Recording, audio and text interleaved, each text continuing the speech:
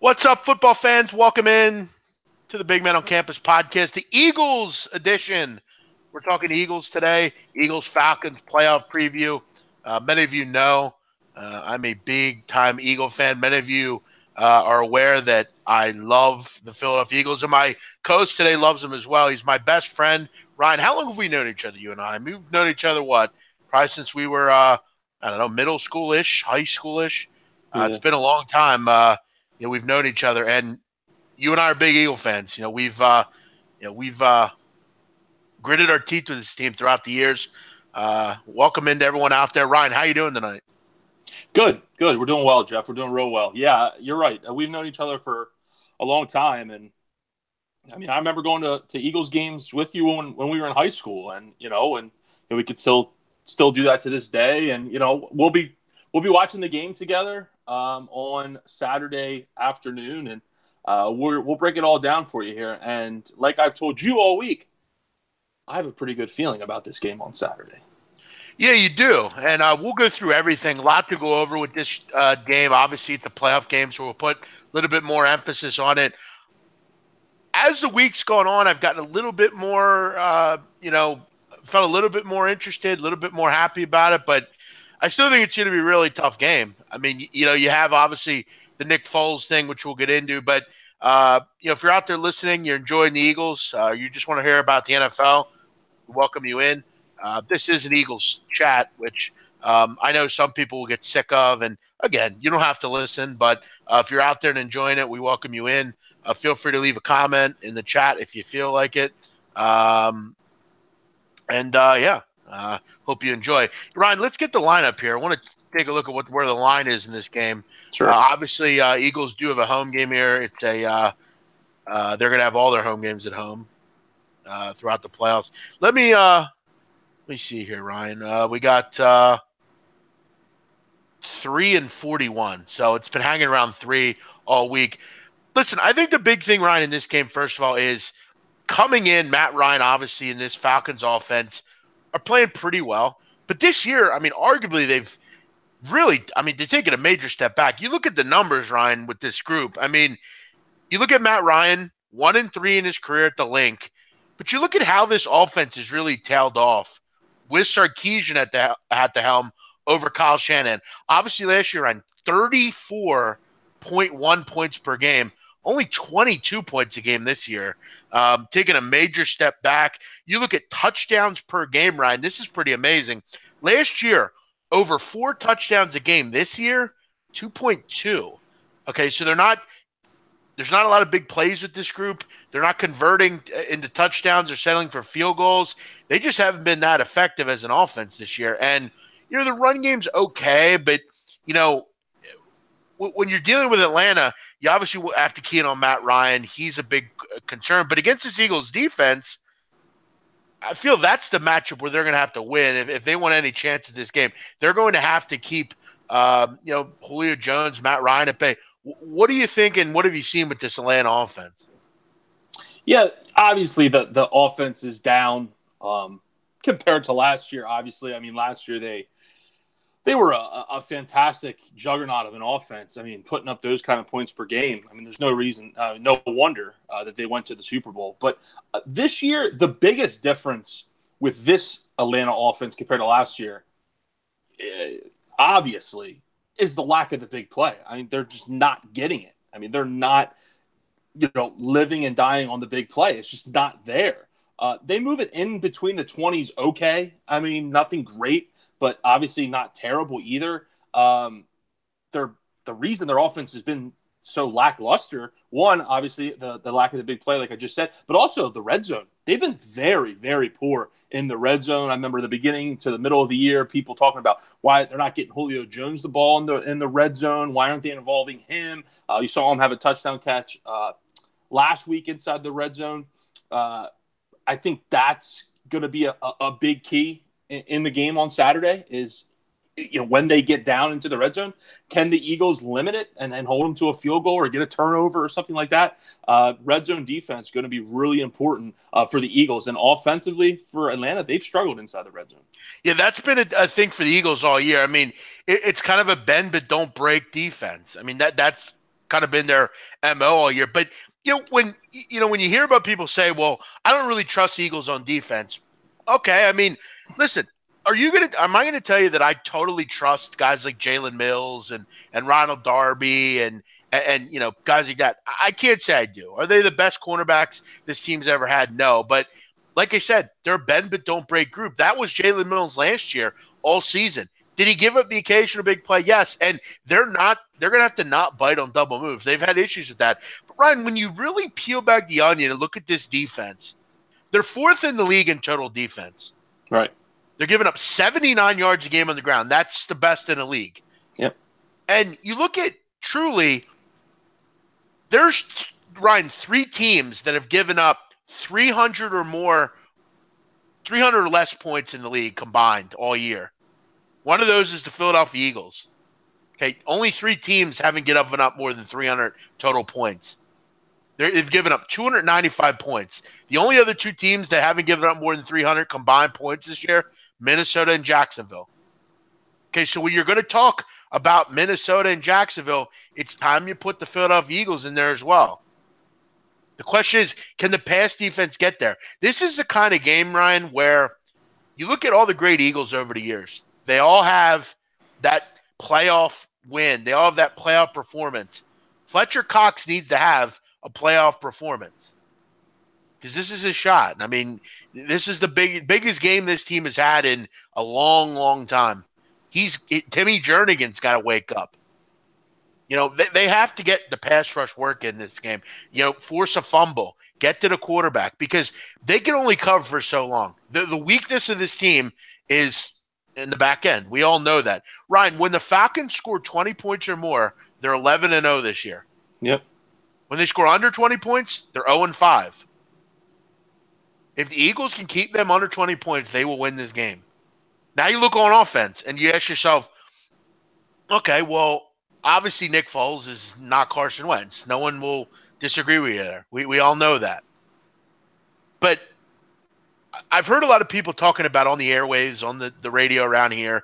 Have we seen Nick Foles? Is this who he is? Is he the guy that threw 4 touchdowns against the Giants, or is he the guy that struggled against Oakland?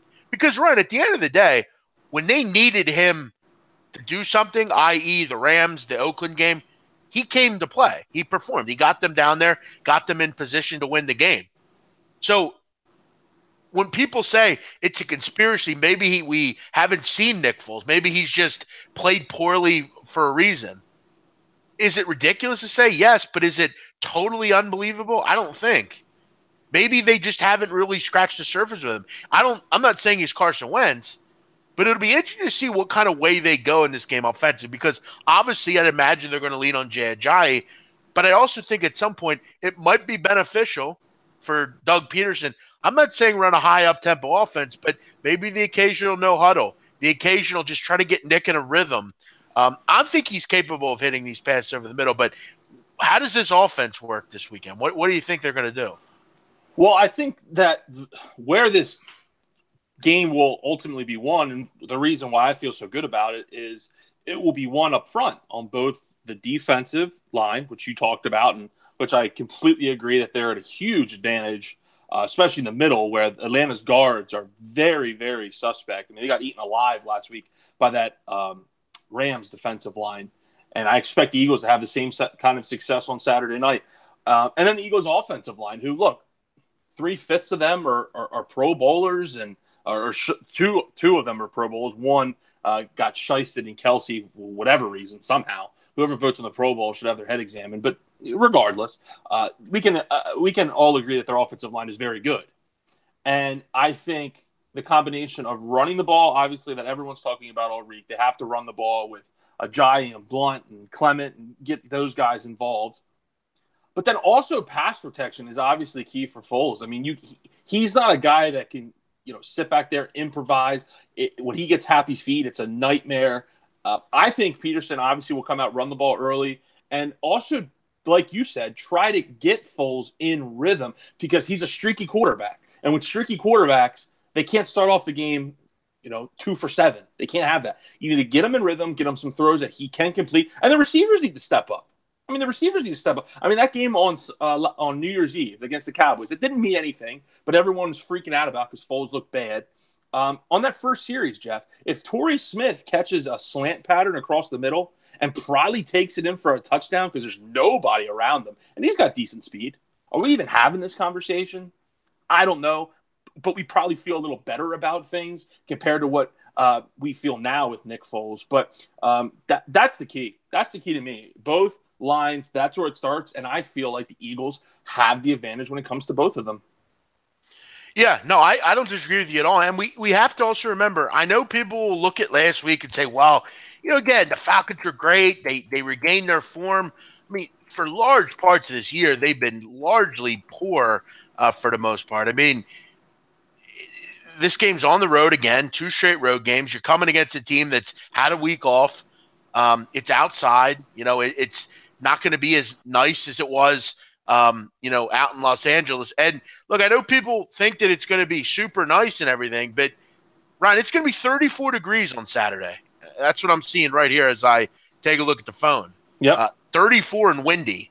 So, you could pretend that it's going to be really nice, but it's not. It's going to be pretty wintry. I mean, it's going to be winter. This isn't LA. Does that help the Eagles? Yes, as long as it's not, I don't want it bitter cold. Right.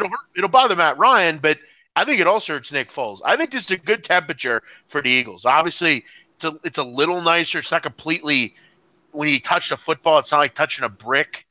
It's a little bit more favorable. Couple commenters here. Y'all gonna lose, and I'm gonna be here to enjoy watching it. Y'all not winning with Nick Foles, bro. Well, listen, Brady. Or I'm not sorry, not Brady, Bailey James. I'm not sure I ever said the Eagles would win. Keep in mind, this is an Eagles show. At the end, I'll give my prediction. So the funny part about, and which is part of the reason why I've been so confident all week, is people look at this matchup as a lot of people do when it comes to football, which is just for storyline purposes. Like when the Colts played the Patriots all those years, back when we were in high school and right out of high school, when it was Manning versus Brady, right? They always put that on the pedestal. Here's the thing. Those two players are never on the field at the same exact time going up against each other.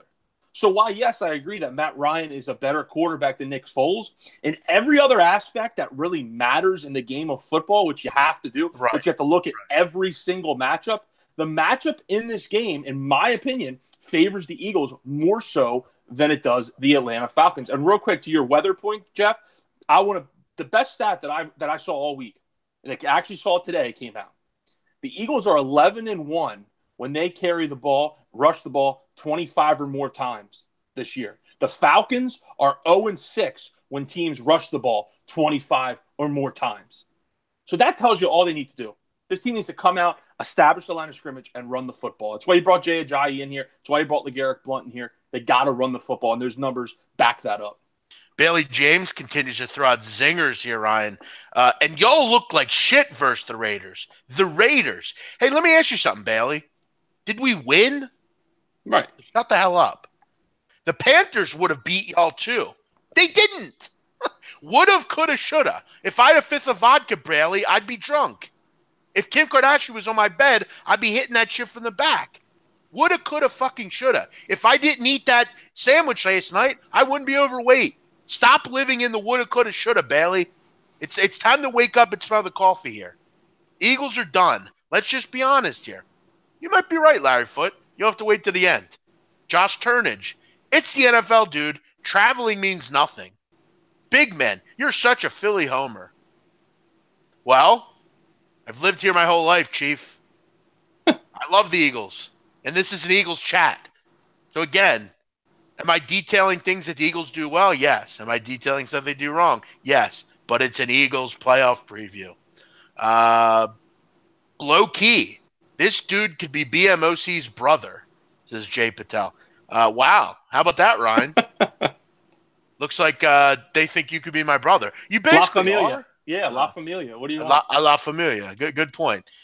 Defense-wise, if you want to look at the matchup, Nick Foles looked like crap versus two bottom 15 teams.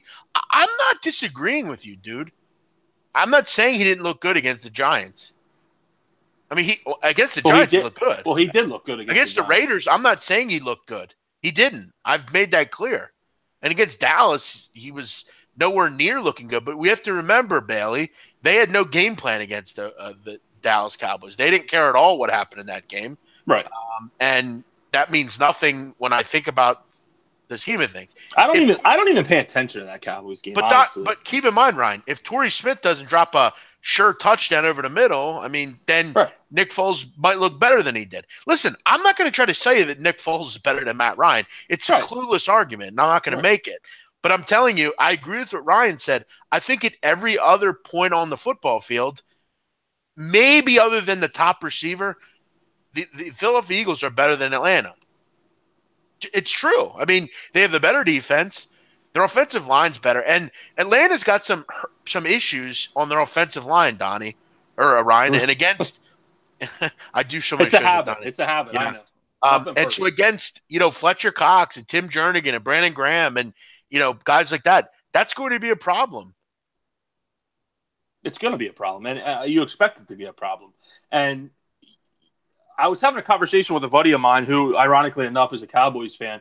But I've known him since elementary school. We're really close friends, so it's nothing personal there. But we were just kind of BSing, talking about this game coming up on Saturday, and we both agreed on the fact that I think Atlanta's getting too much credit going into this game. If you look at that game against the Rams, Jeff,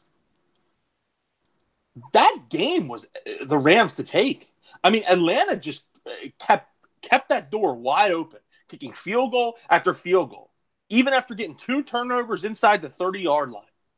Gift wrap 2 turnovers. They still couldn't pull away.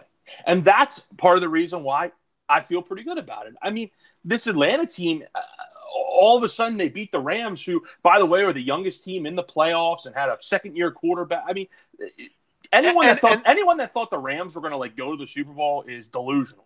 I also want to make it clear, I bet against the Rams. I had Atlanta last week. I picked Atlanta straight up. I picked Atlanta straight up in that game. I thought it was a better matchup. I thought Atlanta was too young. The Rams were too young. Atlanta clearly had the advantage in that aspect. But look, it's not like Atlanta dominated that game statistically wise. Like, Matt Ryan didn't even throw for 200 yards. They couldn't get the running game going at all. And keep in mind, I mean, what happens if there's not 2 turnovers by the special teams? That's the point. That's the point. Yeah, I agree. They were with you. kind of I don't want to say they gift wrapped the game. They made plays when they needed to. Don't get me wrong. But there were certain things in that game that happened that put the game in Atlanta's favor. It's not like they were just, boom, up and down the field, the better team. They dominated the Rams. It wasn't that way. It clearly was not that way. No, I totally agree with you. And I think one thing we have to also point out, Ryan, I think the big key in this game, the Atlanta Falcons, 27th in league in takeaways per game. Philadelphia Eagles, 4th. Right. So, I mean, couple that with the home crowd, that's a big thing. Home football games are big in the NFL. Agreed. I mean, they're big, especially at this point in the playoffs. I think you're right. And I've said all year, I thought Atlanta offensively, was just average. And I think defensively, they have more issues than people think. Jeff, I'm not sure. I thought against Tampa Bay at points towards the end of the year, I was concerned with that defense. But I was concerned with the Eagles too. So I think you have concerns for both defenses. But I don't understand. And you threw out some numbers there in the beginning of the podcast talking about the Eagles defense. I'm not so sure why people have this persona in their head that the Eagles defense is bad. Like, their numbers outside of pass defense, which the pass defense isn't even that bad statistically. It's 17th in the league, which is middle of the pack. It's not like this is the 27th ranked pass defense. They're 17th. Everything else, they're top 10, if not top 5. I mean, this is a good defense. Aggressive, get pressure with the front four. Jim Schwartz doesn't have to blitz. That way you can drop 7, 8 into coverage. I mean, and the way they rotate on the defensive line is fantastic. I've said all year, and you can back me up on this, I like their defense. And you've been critical at times, but I like Jim Schwartz and the defense that he runs, and I hope he's around going forward. And again, I will make this point. There are only 3 teams that have not given up more than 300 total points this year combined in all 16 games. One of them is the Philadelphia Eagles. Okay, so bend but don't break week to week. They've been very good defensively for the most part. Have they had some problems late in the season? Yeah. I mean, sure. They gave up a lot of points to the Giants, gave up a lot of points to the Rams. When the rubber meets the road, they have been really effective. And this has been a huge step back for the Falcons all year. Ryan, before we make our predictions for the score and for the game, give me a standout star that you need for the Philadelphia Eagles this week on offense and on defense. What do you got? Standout star on offense. I'll go kind of off the beaten path a little bit here. I'll go with a guy that, since Carson Wentz went down, has been MIA. He was probably Wentz's favorite target. Zach Ertz. I think he's going to play a really key part and role in this game. Kind of as a safety blanket, kind of, nothing's there. Let, Foles check it down and get, 6-7 yards on first down or whatnot. So I'm going to go Zach Ertz on offense. I think he needs to, elevate his game and put on. I mean, he had a touchdown in their last playoff game. It was his rookie year against the Saints. And I think I would not be surprised if he gets back into the end zone on Saturday. Defensively, take your pick, either Darby or Jalen Mills. I mean, they need to limit the big play because I don't think 3 or 4 times this Atlanta offense could go up and down the field on the Eagles defense. I truthfully don't see that happening. The only way it happens is if they bite on a double move, or if Jones or Sanu gets behind the defense. Taylor Gabriel, he's a speedster. If they get behind the defense and, all of a sudden it's, it was 1st and 10 at their 20, and now all of a sudden it's 1st and goal at the 8. I mean, you cannot have something like that. So it's one of those cornerbacks, or if not both of those cornerbacks. Yeah, I agree with you. And before I get to mine, I will make the case, Ryan, that actually, I'll wait till I get to my prediction, which I think you'll be surprised by. Player of the game for me has got to be on offense. I think it's got to be Ajayi. I mean, I think you brought him in to not necessarily be the number 1 running back, but be the bell cow for this team. He's, to me, the best running back they have. They rested him last week. He's been off 2 weeks, basically. I think it's time that he puts in a good game as an Eagle and kind of cements himself as that number 1 back that they need. They've had that kind of committee running back kind of thing, and Ajayi needs to take the bull by the horns this week and be that guy. He's important. He's critical to them winning the game. Right. On defense, I think you're dead on the money with the corners, but I'll go chalk here. Fletcher Cox. I need to see an elite performance from him that warrants why he gets paid so much money, why he, is the guy that they have up front and is the guy for this team. Be that guy. And he'll get double teamed, but he's got to try to find a way to make something happen. Prediction time, Ryan. I'm going to go first. And sure. Someone's asking on the chat, play devil's advocate and say why you think Atlanta will beat the Eagles. Okay. It pains me to say this, but I do believe that the Atlanta Falcons will beat the Eagles. I don't think it's going to be a shootout. I don't think it's going to be a high-scoring game. I think the Falcons are going to have some success against the Eagles' corners. I just, throughout the years, Ryan, I've seen the same tale too many times. I've seen the same tale of their corners getting beat on double moves, and you're facing a pretty good group of receivers here. Gabriel, Sanu, Julio Jones. I'll pray like hell that they play well, and I will be rooting my ass off that the Eagles win. Am I betting this game? Hell no. But at the end of the day, I do think Matt Ryan will have some success. It's not going to be a high-scoring game. I also don't – I'll be honest, I can't say I trust Nick Foles. I just don't. Do I want him to win and will I root for him? Sure. I just don't think it's going to happen. I'm going to go 24-21 Atlanta Falcons. What do you think, Ryan? I respect that. You've told me all week, and I've been there. If you don't know, Jeff and I mean, like you said, we're really close friends. We talk almost on a daily basis, and most of the times the Eagles come up, and I've been trying to talk Jeff off the ledge all week, and it looks like I still have some work to do. We're still 48 hours away from the game, so maybe by Saturday at kickoff, I can talk you into it. But I respect you for sticking to your guns. So we'll see what happens there. Real quick, how can the Falcons win? Obviously, if Nick Foles looks like dog shit, I mean that's the biggest. I mean that's the biggest way they can win. I mean if Nick Foles has a performance like he had against the Raiders, the Eagles will not win. I mean they will not win. They're not facing the Oakland Raiders on Saturday night. I mean the Raiders' offense was terrible to end the year and most of the year for that matter.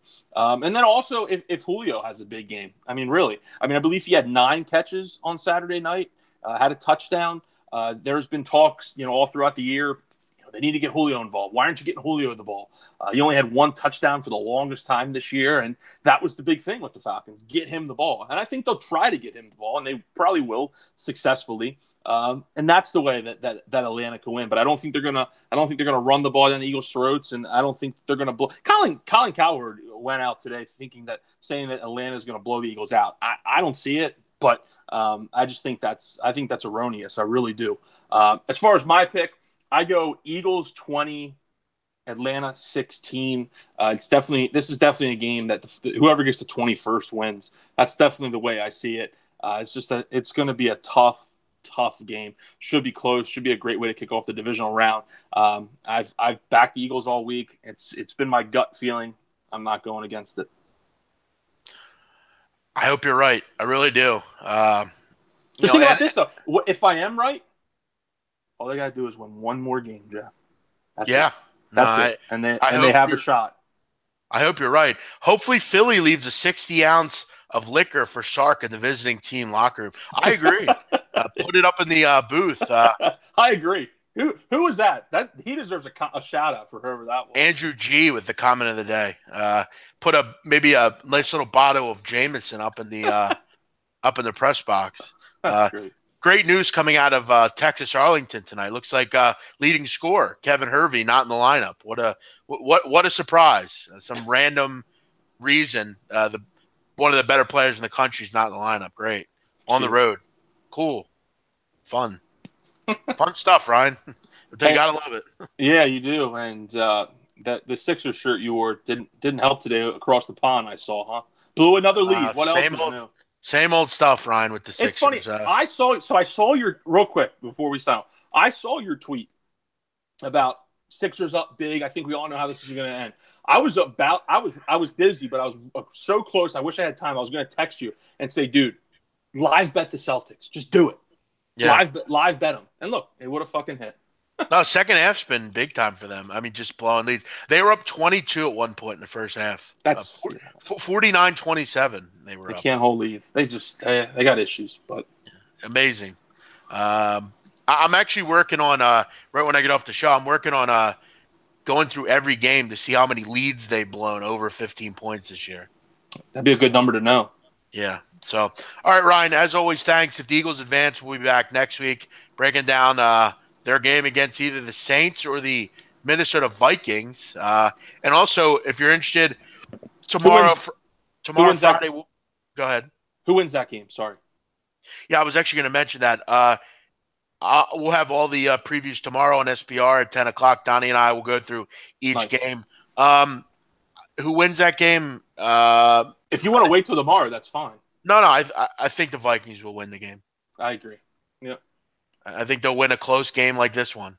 Mm-hmm. But we'll root for the Eagles. It'll be a fun one. I can't wait for it. Check out tomorrow, 10 o'clock Eastern. We'll go over all 4 games, Donnie and I. Ryan, thanks for joining me, man. Hopefully it's a good result this weekend and our season can continue. Thanks for joining me, man. You got it. Go Birds. All right, guys. Everyone have a great night. Hope you enjoyed the show. Like I said, we'll be back next week if the Eagles advance, and I hope we're here next week. Bye-bye.